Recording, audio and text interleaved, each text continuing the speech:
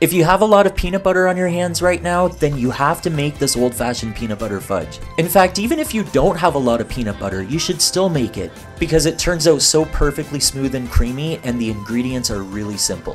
This is an old-fashioned recipe that uses old-fashioned ingredients. So here I have 200 grams of brown sugar, 250 grams of white sugar, 160 grams of evaporated milk, and 20 grams of butter.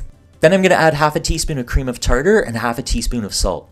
Mix this together and start cooking it over medium heat until it comes to a boil, and you want to stir it continuously. This is going to make sure that the sugar dissolves really well, so we'll end up with a very smooth fudge. Pretty soon it's going to come to a boil, and then you'll want to reduce your heat down to medium-low. You also want to stop stirring the fudge, because now you just want to let it cook steadily like this until it reaches 237 degrees Fahrenheit on a candy thermometer. If you're new to my channel and you like what you're seeing, then please consider subscribing and hitting that notification bell. Every few minutes or so, it's not a bad idea to stick your spoon in the bottom of the pot just to make sure it's not burning, and after about 15 minutes I strongly suggest checking it.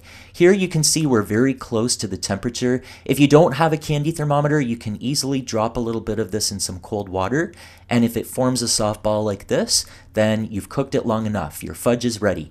Now I'm going to take it off the heat and add in 9 ounces of peanut butter. I'm using smooth, but you can just as well use chunky. And finally, I'm going to add a teaspoon of vanilla.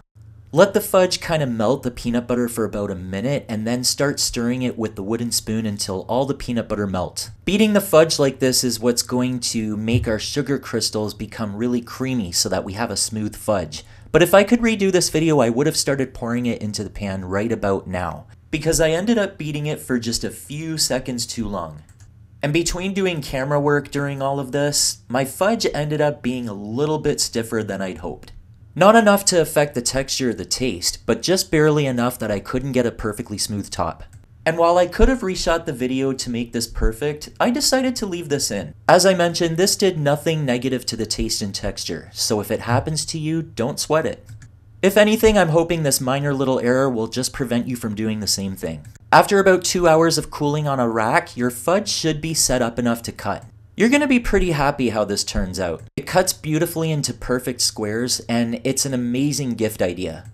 You can eat this as it is, or you can dip squares of this into chocolate. You're bound to put a smile on someone's face with this.